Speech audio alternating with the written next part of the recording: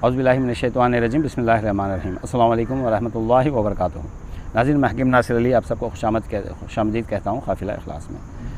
नाज़रीन, तोहफ़तुद दुआ के अंदर हम सूरह फ़ातिहा के ऊपर बात कर रहे हैं। इसके अंदर मैंने बताया था कि हर दिन का एक सदक़ा होता है और सदक़ा और सूरह फ़ातिहा का एक कनेक्शन है जो हमारे बुज़ुर्गों ने, जो हमारे बड़ों ने इसको जोड़ा है, क्योंकि सूरह फ़ातिहा को सूरत शिफ़ा भी कहा जाता है। इसी तरह शिफ़ा का एक और तरीक़ा भी है, एक रास्ता भी है। तो बुज़ुर्गों ने इसको सदक़े को, सूरह फ़ातिहा को और पर्टिकुलर दिन, यानी उस दिन का एक सदक़ा होता है, उस दिन को भी साथ में जोड़ा है। और बहुत सारे बुज़ुर्गों ने उस दिन का बखूर भी बताया, उस दिन का सितारों के साथ में। तो हमको उससे कुछ लेना देना नहीं है, क्योंकि हमारा काम करने का तरीक़ा वो नहीं है। तो हमारा काम करने का तरीक़ा बिल्कुल अलग है। तो इंशाअल्लाह हम सिर्फ कौन से दिन कौन सा सदक़ा देना है और कौन सी सूरह फ़ातिहा की कौन सी आयत को पढ़ना है और कितनी अदद में इसको पढ़ना है, हम इंशाअल्लाह इसके ऊपर बात करेंगे। उससे कबल मैं इंशाअल्लाह इस क़ब्रिस्तान के बारे में थोड़ा बताना चाहूँगा तफ़सील। ये क़ब्रिस्तान जो असल में है, जहाँ पर मैं बैठा हूँ, ये 1000 साल पुराना क़ब्रिस्तान है। यानी टीपू सुल्तान शहीद रहमतुल्लाह अलैह के इलाक़े में है ये। टीपू सुल्तान शहीद क़द्दसल्लाहु अज़ीज़ के मक़बरे से तकरीबन एक आधा किलोमीटर भी नहीं, 1 किलोमीटर होगा मैक्सिमम, उतना ही।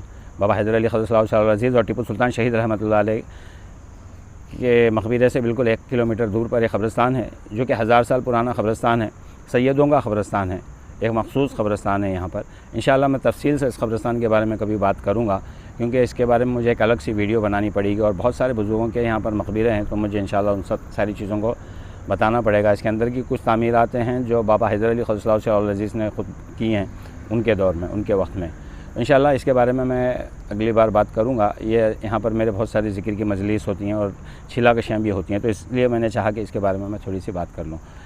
तो आइए चलिए हम बात करते हैं सदक़े के बारे में। देखिए, सदक़े के ऊपर इतनी सारी हदीसें हैं नबी करीम सल्लल्लाहु अलैहि वसल्लम की। अगर हम उसके ऊपर बात करने के लिए बैठेंगे, और बुज़ुर्गों ने इतना कुछ बयान किया है सदक़े के मुतालिक, अगर हम उसके ऊपर बात करने के लिए बैठेंगे तो बहुत लंबी हो जाएगी वीडियो। हम कई घंटे भी बात कर सकते हैं, कई दिन भी बात कर सकते हैं सदक़े के मुतालिक। तो मैं चाहूँगा कि कुछ बेसिक पॉइंट्स हैं जो मैंने नोट किए हैं, इंशाअल्लाह हम उस बेसिक पॉइंट्स के ऊपर मैं बता करके अपनी बात को आगे बढ़ाता हूँ मैं, कि कौन से दिन कौन सा सदक़ा करना है, उसका तरीक़ा क्या है। तो देखिए, सबसे पहली बात तो ये है सदक़े के मुतालिक, ये मुसीबत को दूर करता है और बुराई के 70 दरवाज़ों को बंद कर देता है, सबसे पहली बात। दूसरी बात है, उम्र और माल में इजाफ़ा करता है सदक़ा। तीसरी बात, कामयाबी और रिज़्क़ में इजाफ़ा करता है सदक़ा। इलाज भी है, दवा भी है और शिफा भी है सदक़ा। आग से जलने से, गर्क़ होने से, चोरी और बुरी मौत से हिफाजत करता है सदक़ा। आग से जलने से, गर्क़ होने से, चोरी और बुरी मौत से हिफाजत करता है सदक़ा। सदक़े का अजर मिलता है चाहे वो जानवरों पे ही क्यों ना किया गया हो। सदक़े का अजर मिलता है चाहे वो जानवरों पे ही क्यों ना किया गया हो। असल में इसको दोनों तरीक़े से समझ सकते हैं। किसी जानवर के लिए, अभी कोई हमारा एक पालतू जानवर है, घोड़ा है या कोई गाय है या कोई भी चीज़ है, हमारा एक पालतू जानवर है और बीमार है, उसके लिए अगर सदक़ा दिया जा रहा है वो भी कबूल होता है, उसका अजर भी हमको मिलता है, एक बात। और दूसरी बात ये भी है कि हम सदक़े का माल जब जानवर को देते हैं ना, जैसे हम मेरा इलाज करने का एक तरीक़ा है जिसके अंदर हम कबूतरों को उनका चारा देते हैं। इसे बाजरा कहते हैं ना, जारी भी कहते हैं, कॉर्न्स भी कहते हैं। ये सारी चीज़ें हम कबूतरों को देते हैं। और कुछ चीज़ें होते हैं जो हम जानवरों को खिलाते हैं, जैसे गोश्त है, गोश्त हम कुत्तों को खिला देते हैं। कई जगह पर सदक़े में होता है कि हमको चील कौवों को भी खिलाना पड़ता है, परिंदों को भी खिलाते हैं, जानवरों को भी देते हैं सदक़े का माल, सदक़े का जानवर, सदक़े का गोश्त। और सदक़ा हम मच्छियों को भी करते हैं, पानी में मच्छियों को भी सदक़ा करते हैं। हम अनाज डालते हैं, बहुत सारी चीज़ डालते हैं पानी के अंदर मछलियों के लिए, पानी में रहने वाली मखलूक़ के लिए हम बहुत सारा सदक़ा करते हैं। तो ये जो सदक़ा हम जानवरों के लिए करते हैं या जानवरों को करते हैं ना, इसका भी अजर अल्लाह ताला हमें देता है। अगर सदक़े के मुतालिक हम जब बात करते रहते हैं तो ये बात बहुत तफसील से और बहुत लंबी हो जाती है। जैसे कि दाऊद अलैहिस्सलाम के वक्त में आकर के एक बंदा था जो दाऊद अलैहिस्सलाम से बहुत मोहब्बत करता था। तो मलकुल मौत ने आकर के इज़राइल अलैहिस्सलाम ने दाऊद अलैहिस्सलाम को फरमाया कि दाऊद अलैहिस्सलाम, ये जो बंदा है इसकी 3 दिन में मौत हो जाएगी, इसकी मौत लिखी हुई है 3 दिन के बाद में। दाऊद अलैहिस्सलाम से बहुत मोहब्बत रखता था वो, दाऊद अलैहिस्सलाम भी उससे बहुत मोहब्बत किया करते थे। तो दाऊद अलैहिस्सलाम को थोड़ा अफसोस हुआ इस बात से। तो बाद में आकर के देखा कि 3 दिन के बाद में भी वो बंदा सही है, फिर 1 महीने के बाद में भी वो बंदा सही है, चल रहा है, फिर रहा है, फिर कुछ दिनों के बाद में भी देख रहे हैं तो बंदा सही है, ये क्या माजरा है। तो आपने फिर मलकुल मौत से आपने दरियाफ़त किया, आपने पूछा कि इसकी तो मौत 3 दिन में वाक़ हो जाएगी, आपने बताया था, लेकिन ये अभी तक ज़िंदा है, मसला क्या है। जिस दिन इसकी मौत लिखी थी, जिस दिन इसकी मौत मुकर्रर की गई थी, उसी दिन इसने क्या किया, एक बहुत ही ज़रूरतमंद को इसने 20 दिरहम सदका कर दिया और उसने इसकी ज़िंदगी के लिए दुआ की। हर एक दिरहम पर अल्लाह ताला ने इसकी उम्र 1 साल के लिए बढ़ा दी, यानी 20 दिरहम 20 साल के लिए इसकी उम्र दराज कर दी गई। तो यही उम्र को बढ़ाता है, माल में इजाफ़ा करता है। सदका देने से माल कम नहीं। देखिए सदक़े के मुतालिक अगर हम बात करेंगे तो अल्लाह ताला ने जो हमें ये ज़िंदगी अता फ़रमाई है ना, इसके अंदर देखिए सदका देना ज़रूरी है, अल्लाह का हुक्म ये भी है, और साथ में इसको किस आसानी से अल्लाह ताला दे सकते हैं ये भी तरीक़ा हमको बता रहा है। मिसाल के तौर पर हमारे जिस्म के अंदर 360 जॉइंट्स हैं। हमारी जो जिस्म के अंदर जो जॉइंट्स हैं ना, जो हड्डियों, जैसे अभी ये उंगली के अंदर 1 2 3 ये जो जॉइंट्स हैं, इसी तरह 360 हमारी बॉडी में जॉइंट्स हैं। इसका शुक्र अदा करने के लिए हमें चाहिए कि हम हर जॉइंट का सदका अदा करें। मिसाल के तौर पर ये हमारी उंगली देखिए, ये जो उंगली है ये अच्छी तरह से फोल्ड हो रही है, समझ रहे हैं आप, ये अच्छी तरह से फोल्ड हो रही है। तो एक एक जॉइंट का ना जो ये अच्छी तरह से जो फोल्ड हो रही है, इसका सदका यानी इसका शुक्र अदा करना है हमें सदक़े के ज़रिए। अब 360 जॉइंट्स का डेली सदका इंसान कैसे अदा करे?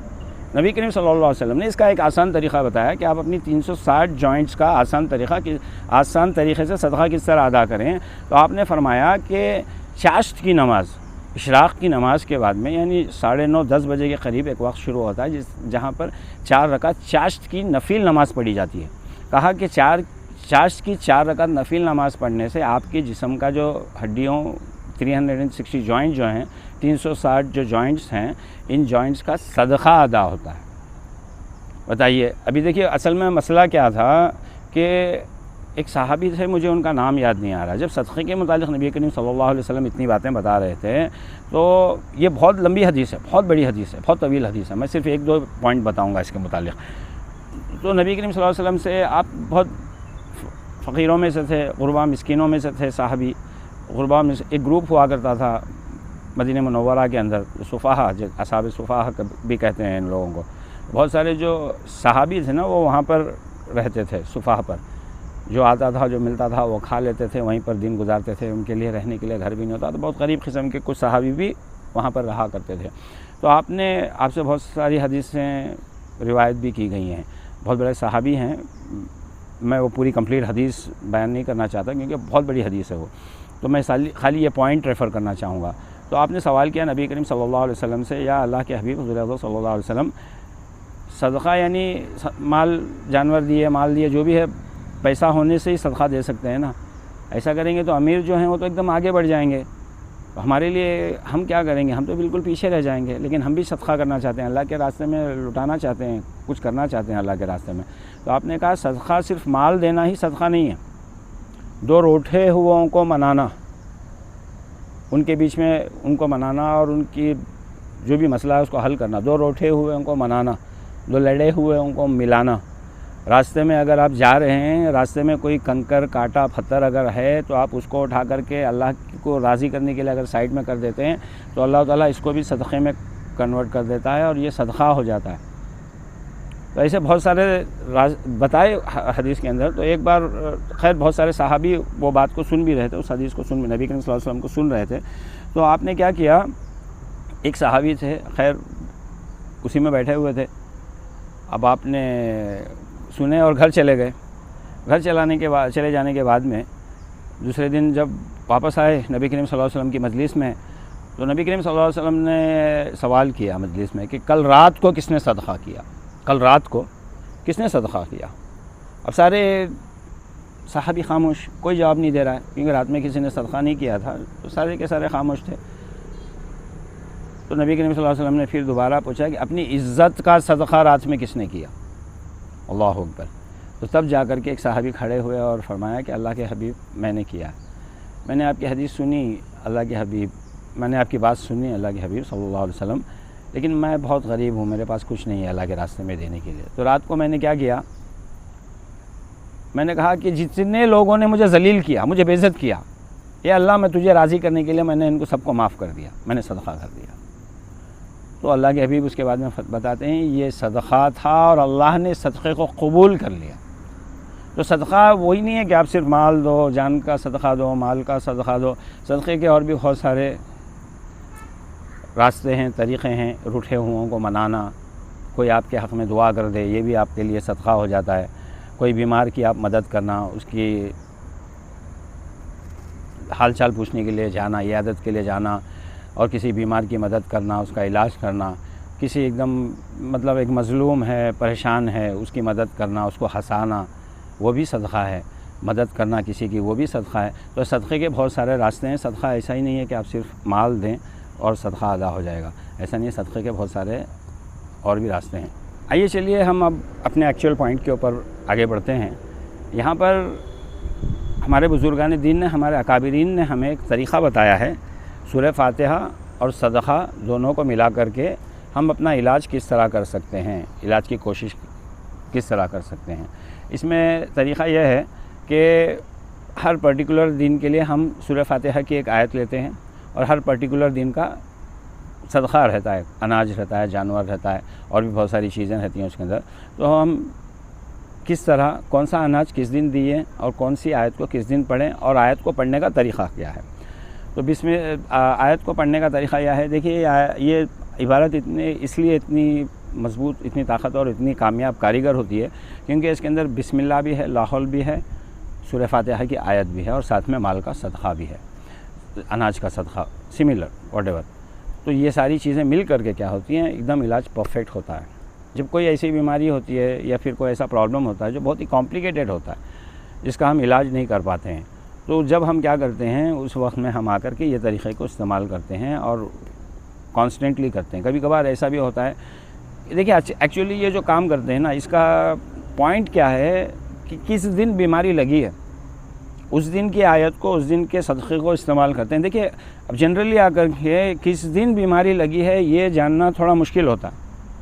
तो इसके लिए हम लोग क्या करते हैं, एक आसान तरीक़ा, किस दिन इलाज कर रहे हैं हम उस दिन की आयत और उस दिन का अनाज लेकर के उसी हिसाब से हम सदक़ा कर दें। तो ये तरीक़ा तो हमारे यहाँ रहता ही है बल्क में। और इधर तक कि हमारे अकाबिरीन ने कहा है कि जब आप कोई मेजर काम लेते हैं ना, सीरियस काम जब लेते हैं, तो पहले आकर के किसी जानवर को अल्लाह के नाम पे जान के बदले जान सदक़ा कर दें जानवर को, और उसके बाद में वो काम को हाथ डालें और उस काम को करें। सेफ्टी के लिए कहते हैं कि पहले ऊँट को खूंटे से बांधो फिर कहो तवक्कल तो अल्लाह, ये हदीस है। तो उसके बगैर हम कहेंगे कि अल्लाह देख लेगा, अल्लाह संभाल लेगा, तो ये बात सही नहीं है, ये काम होने वाला नहीं है। तो हमको इसके ऊपर गौर करना चाहिए।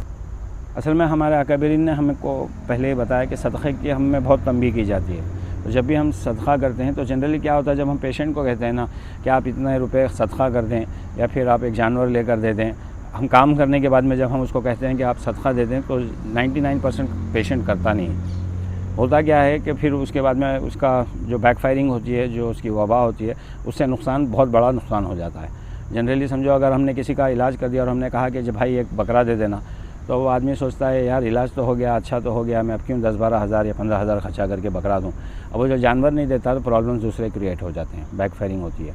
तो इसके लिए हमारे बुज़ुर्गों ने हमें तंबीह की है कि आप ले करके ख़ुद सदक़ा कर दो, और पेशेंट के ऊपर भरोसा नहीं कर सकते हैं कि उसकी मेंटालिटी किस तरह होती है, वो उतना सीरियसली लेगा या नहीं लेगा, हमें पता नहीं। तो इलाज करने का तरीक़ा बिल्कुल आसान है और कुछ इस तरह है कि देखिए फॉर एग्ज़ाम्पल, मिसाल के तौर पर हम इतवार के दिन इलाज कर रहे हैं। इतवार के दिन अगर इलाज कर रहे हैं तो पहली बात तो इतवार का जो सदक़ा होता है वो होता है गेहूँ और दूध।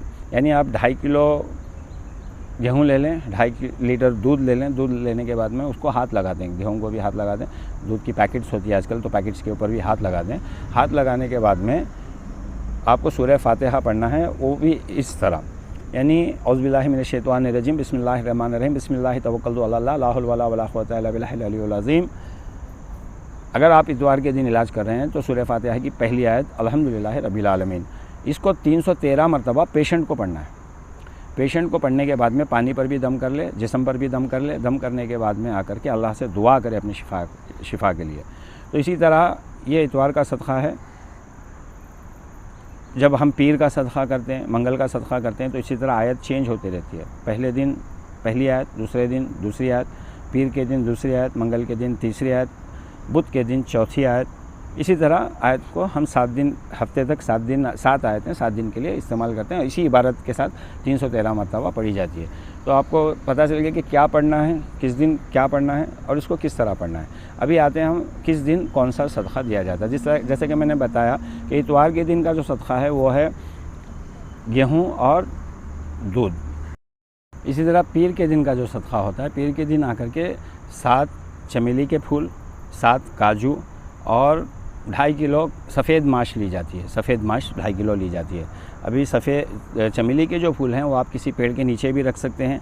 अगर ना हो तो आप इंशाअल्लाह पानी में भी, बहते हुए पानी में भी चमेली के फूल को डाल सकते हैं, काजू को भी डाल सकते हैं पानी में, या फिर किसी पेड़ के नीचे रख सकते हैं। और जो 2.5 किलो माश है, सफ़ेद माश जो है, वो किसी गरीब को, ज़रूरतमंद को दे सकते हैं आप। तो ये हो गया पीर के दिन का सदक़ा। मंगल के दिन क्या करना है? मंगल के दिन आकर के मसूर की दाल लेना है हमें 2.5 किलो मसूर की दाल, और एक जानवर यानी मुर्गी वग़ैरह देना है। अगर मुर्गी देना है, अगर आप गोश्त दे सकते हैं तो 2.5 किलो गोश्त, 2.25 किलो गोश्त लगेगा, 2.25 किलो गोश्त लगेगा। 2.25 किलो गोश्त ले सकते हैं, नहीं तो आप मुर्गी भी दे सकते हैं, जानवर भी दे सकते हैं। और उसके साथ में 2.5 किलो मसूर की दाल देना, ये है करके मंगल का सदक़ा है। और इसी तरह जो बुध का जो सदक़ा है वो है मूंग की दाल, और ये एक ऑरेंज कलर का कुमकुम मिलता है ना, बिल्कुल ऑरेंज कलर का कुमकुम। ऑरेंज कलर का जो कुमकुम होता है, कलर जो होता है, वो कलर को आप पानी में डाल दें, और जो मूंग की दाल जो है वो किसी गरीब को सदक़ा कर दें। इसी तरह जुमेरात का सदक़ा जो है वो है 2.5 किलो मूंग की दाल और 2.5 किलो चावल। इसी तरह जुमे का जो सदक़ा है वो है 2.5 किलो चने की दाल और हल्दी, एक 10 ग्राम, 15 ग्राम, 50 ग्राम, 100 ग्राम, जिस तरह आप मुनासिब समझें।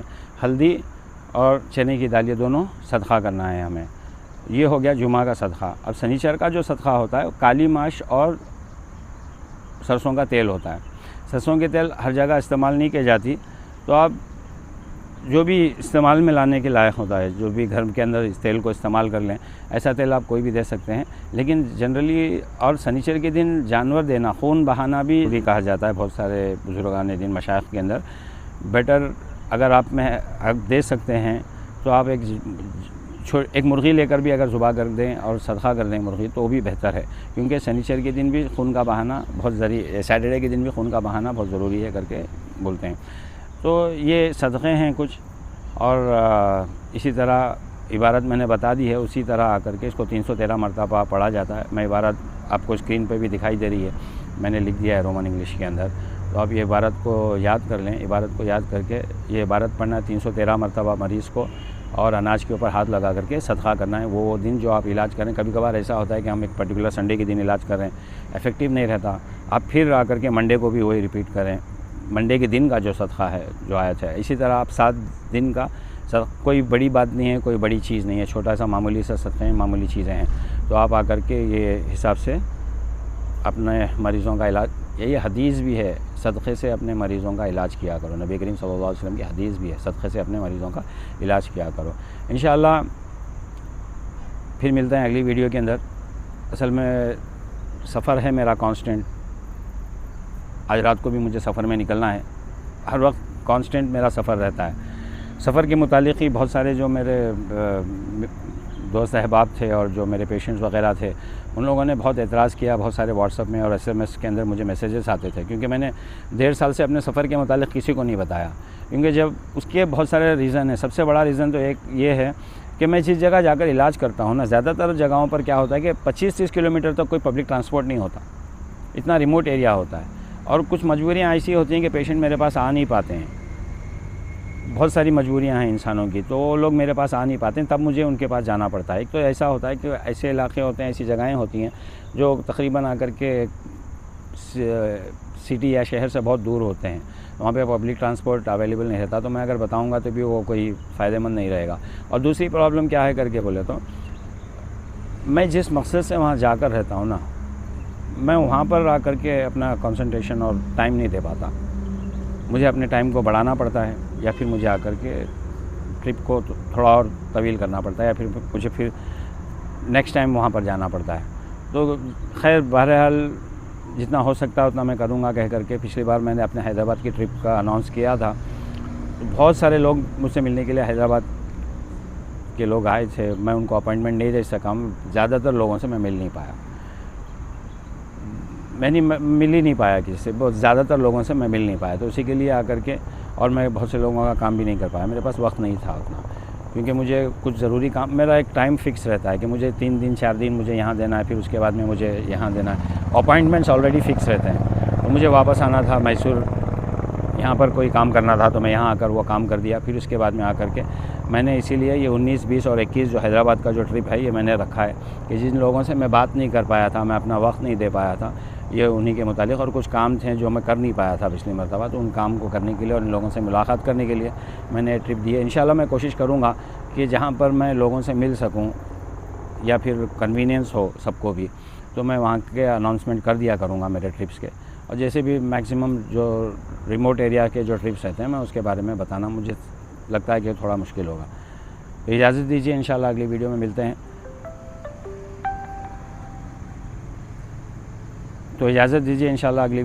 हैं। अस्सलाम वालेकुम व रहमतुल्लाहि व बरकातहू।